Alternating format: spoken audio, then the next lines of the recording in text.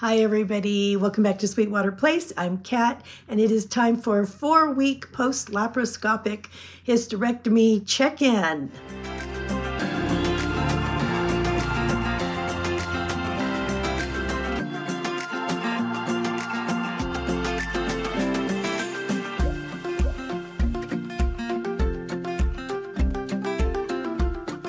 All right, every time I make this video, I want to do it outside, but airplanes keep going by, so hopefully we'll get through this. All right, so 4 weeks, and I want to say that I am feeling much better than the last few weeks. Last week, I was still feeling like open wound soreness. I mean, it was just really, you know, people would say, oh, how are you doing? Oh, you're doing much better. And I'd be like, yeah, I'm doing better every day. But really, I wasn't really feeling it. You know what I mean? And this time I feel like I'm really being truthful when I say that. When I'm saying I'm better, I really do feel that. I feel like things have kind of like dried up and they're super healing. And, you know, it seems like the first few weeks, you feel like you're not going to be able to wear your old clothes again. Are you ever going to be able to do anything again? You know what I mean? You can't be doing exercises. You can't cook. You can't do all kinds of stuff. And you wonder if it's ever really going to come back. And yes, it will. You get all of your strength back, and little by little, I feel everything just returning. So it is healing up and doing much better. This weekend, I did have a little bit of a kind of a scare. Not really a scare, I guess, but yeah, a little bit. I woke up and I think it was Saturday morning, and all of a sudden, now I have to back up just a second. When I first got back from the hospital, and I'm going to be I'm going to tell you the gory details here. So if you don't want to hear graphic, gory details about women's stuff, it's a good time to leave. Okay, so coming from the hospital, they said, you know, oh, you could have spotting and bleeding up to 6 weeks, right? And so I was kind of prepared. I mean, I went to the store and I bought a huge box of pads. I got ready and had like 2 days of really super light spotting, and that was it. And I'm like, wow, okay, this isn't so bad. And so everybody's body reacts differently, though. Everybody's experience is not the same in that regard. And so I felt, you know, gosh, I'm one of the lucky ones that didn't have to worry about too much, you know, in that way.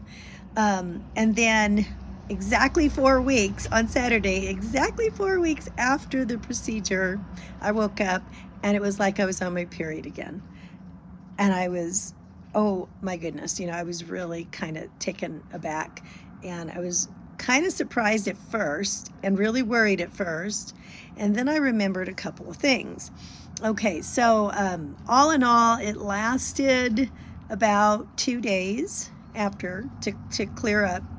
And at first I was thinking, oh, it was the weekend, you know, my doctor's office is closed, so if this is persisting on Monday, I will call them and go in and see what's going on. But rereading my paperwork again, it said, you know, if you are able to like fill up a pad, you know what I mean, during the day, and it's like persisting, it's like a lot, then definitely you don't wait. You go to the hospital and your doctor will be called, and you'll have to deal with that. Might be more serious. But I watched it and I thought, you know, I'm pretty sure something else is going on. Initially, it seemed like a bit much, but then it kind of lightened as we went around. And I'm thinking, you know, I read a little bit about it, and I had found out that, yes, you know, you could have blood will collect after a procedure in your vaginal area, and it could be around the stitching area or somewhere else, and at some point it's going to expel. You know, I mean, a lot went on there, so this could have, you know, this is, even though it was, again, gory details here, bright red, that's what scared me, right? But it is what it is. After that, it just lightened up a bit. And then I remembered a video that a lady named Renee had made. And her channel name is Welcome to My Curls. I really love how she documented her hysterectomy journey, and she talked all about this. She had what seemed like exactly the same experience as I had at her 4-week mark. And so I remembered that right away, and I went and rewatched her video, and I thought, okay, it really put my mind at ease. And so I wasn't that worried about it. Come to find out, it was just a 2-day thing. So unless it starts again and something worries me, I'm just going to go ahead and wait. I did not call my doctor. I'm going to go ahead and wait until the 6-week checkup, which is probably in about a week and a half or so. It's on the 21st of this month, and it's the 14th, I guess. So it's not that far away. So I'm going to try to wait until then. I'm not in any sort of pain or anything like that. And again, I said, it stopped. So we're back to normal here. And I'm just, at first I thought maybe I had overdone something, but I don't think that's what it was. I think this is just a natural part of, my body doing its cleaning process and healing process. Now, that's not to say that if that happens to you, that is what's happening. Everybody's experience is different, and it's always best to double check with your doctor, make sure that nothing serious is going on. But with me, I've made the choice to go ahead and wait and talk to my doctor about it at the right time. That I wanted to mention to you in case, somebody else needs to hear that and not be afraid. Honestly, if it hadn't been for Renee making her video and me watching it, that really gave me a lot of comfort just to know that somebody else was experiencing something like this and she was okay. It made me look at it through a very objective and not frightened mindset. So that really, really helped me to find people who were willing to share their journey like that. I was thinking about some of the things that that maybe it would be nice. People say before you go into this journey of healing after a hysterectomy, you can't lift anything over 10 pounds, you can't do this, can't do that. But it's kind of a vague list that they give you. And I thought, I'm going to just jot down a few things so that if you haven't started your journey yet, you get a real good look at some of the things realistically that you are not going to be able to do for quite a while. Some of them for maybe the first few weeks, and then other ones not for like 6 or 7 weeks or more.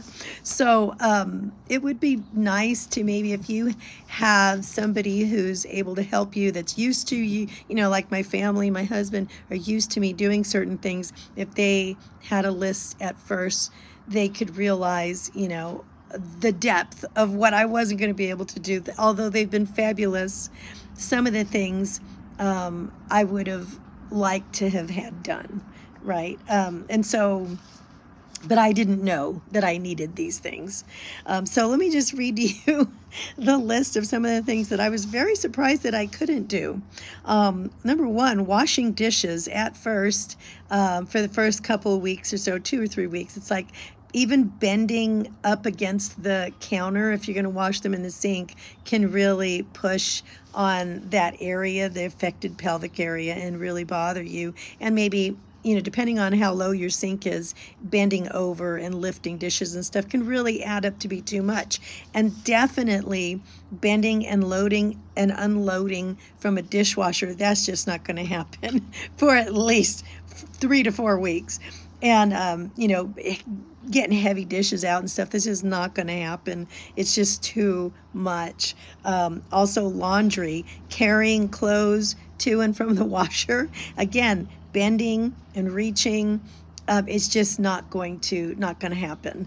Number 3, cleaning the fridge or the oven. That is not going to happen. There's just no way. I don't know about you, but when I clean my fridge, I end up filling up half of a trash bag sometimes. That gets pretty heavy.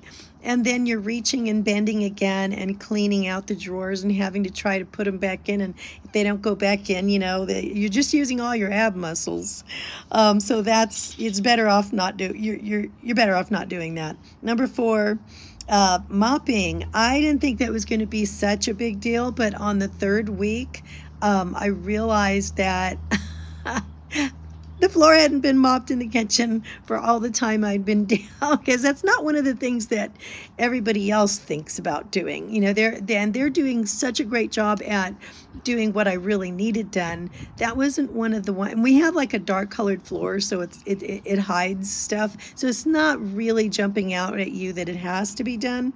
But I when I can do it, I do it often. And so I realized, oh my goodness, this hasn't been done for a while. I started doing that and realized it was kind of like vacuuming. It's that same motion, and you cannot vacuum. You just can't push it. Your ab muscles are just really, really engaged. So I had to stop in the middle of it, and I had called my 15-year-old and asked him to finish it for me, which he did. That was one of the surprising things that I thought I could do. Number 5, making your bed and changing your sheets. This is something that it's very important to me to make my bed up every single morning. As far as like changing sheets and stuff, you're going to need help with that too. It's just too dang much. Number 6, cleaning the bathroom. And I'm specifically speaking about the tub and the toilet, because you cannot bend over and be cleaning that tub. There's just no possible way. So as far as that goes, you're not going to be able to, if you wash your hair by bending over into the tub, that's not going to happen either. Just to let you know, I ended up having to just do it in the shower, you know, every time. The toilet even, can you imagine, you wouldn't think you would use so many muscles and ab muscles cleaning the toilet, but you actually do, and it is quite the task to be doing that. So these are the things, if the people who are with you, living with you, are going to be helping you, this is a nice little list to kind of have on the fridge to let them know these are things you're going to actually need help with. And number 7, okay, cooking.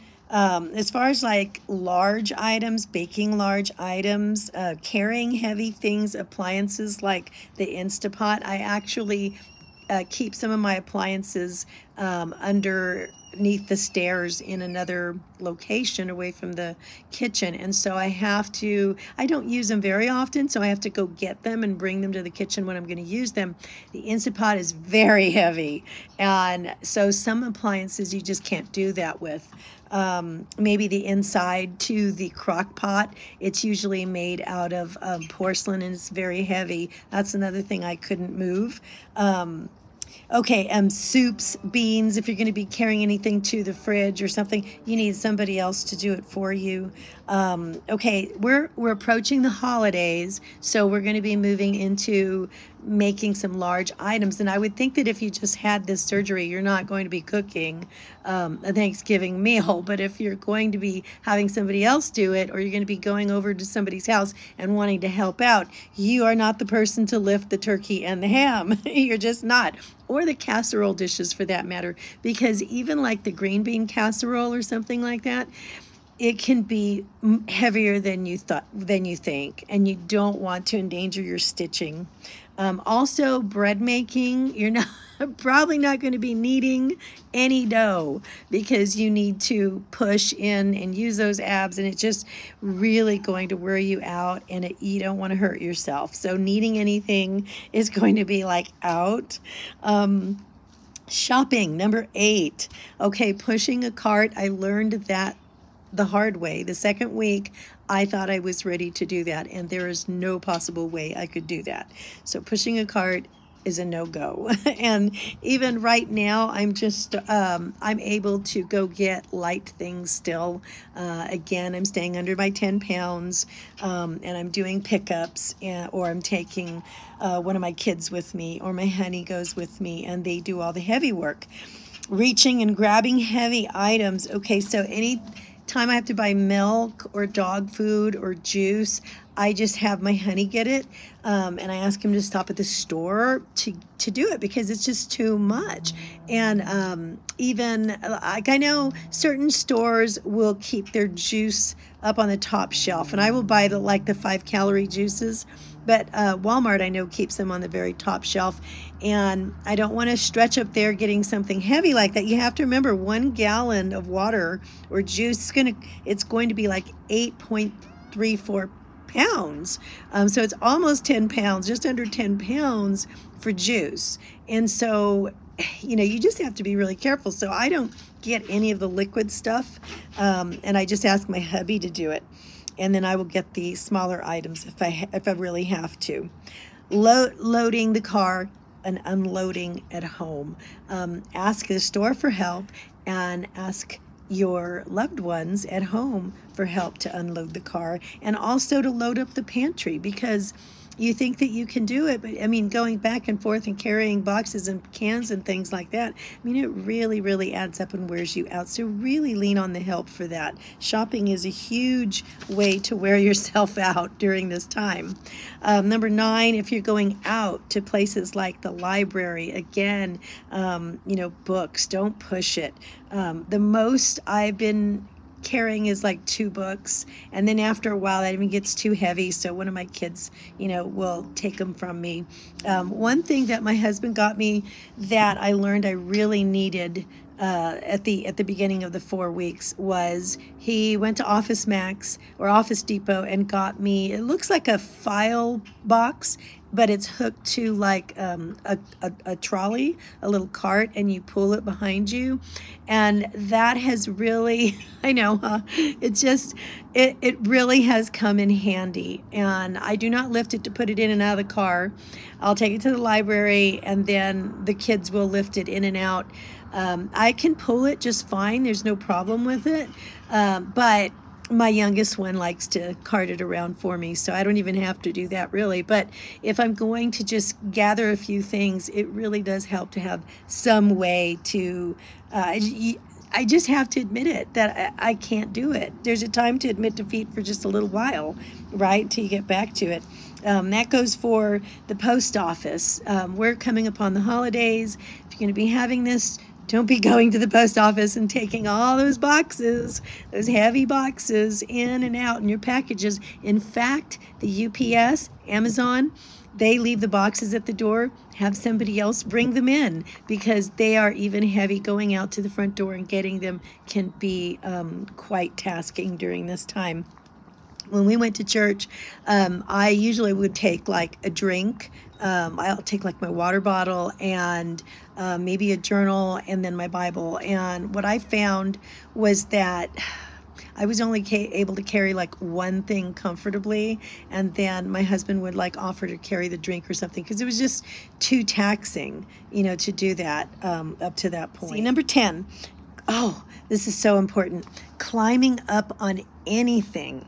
I just wouldn't do it, just because you want to avoid the chance of falling and injuring yourself. And so when I would get up into pantries or put any dishes away and stuff, I am not that tall, so I would hop on a stool and put something away. I cannot do that. I can't do that right now. I did purchase a special wide step ladder just in case I needed to get up on something, but if I can at all, I ask somebody else to do it, because I do want to avoid falling.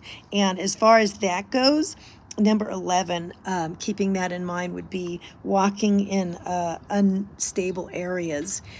There's a park not far from here, and they have a walking path, but under the walking path there's a couple of branches that grow underneath the path, and so you can't really see them when you walk up upon them, and they're really good trip hazards. So knowing where you're walking and what you're walking on so that that doesn't happen is really, really important to make sure you don't fall and injure your stitches. At first, when I was trying to get some walking in, I would walk around the pool, because our pool it's a little horizontal, so it gives us a little bit of walking space. But for some reason, I started thinking, gosh, you know, if I slipped and accidentally fell in at some point, that would be disastrous, because I'm not even supposed to get into a bath, let alone a pool, for 8 weeks at least. And so I stopped walking around the pool because it kind of freaked me out, and I started walking somewhere else that I knew was safe. And lastly is number 12, you cannot lift babies or pets, and that's really hard for, you know, people who are young that have little babies that do need to be held by mommy. For me, I have pets now. You know, my kids don't need me to hold them. They're too, not that way. I can give them a hug, but I don't need to carry them around. But I do have a couple of little pets. One of them in particular, he's a little senior guy that we had adopted, and he's a little Chihuahua, and he likes to be picked up. So he'll walk over to me and stand there and wag his tail and be expecting for me to pick him up, and I can't, and I know he's just going, why are you not caring for me like you did? What happened? What am I doing? And I can't pick him up, but I will give him, you know, some love. I'll bend down at the knees, because they say don't bend over at your waist, but bend down at your knees. And then I'll give him some pets and stuff, but I can't pick him up right now, and I know he's just about maybe around 10 pounds, but he likes to be carried. And so if you are able to pick up 10 pounds, it's like, it's okay for a minute, but then when you're carrying something, it's like extra weight for a long time. It really does put a lot of strain on you and starts to hurt. But anyway, those are just things that I have found out I cannot do right now. Some of those I'm starting to really, you know, get into again. But anyway, I have not seen anybody do kind of like a list of the things that you can't do. These are the everyday things you can't do. You know, of course, there's things like you cannot, you know, do certain intimate acts and things like that. There's certain things you need to wait 8 weeks for, period. But these are just the mundane things that you thought you might be able to do, but you can't. A big surprise. Okay, guys, thanks again for coming along on the journey. Doing good and healing fine. I will probably not check in again with the hysterectomy journey until about 6 weeks, and then I will give you an update on that. Other than that, I'll see you in another video. Bye.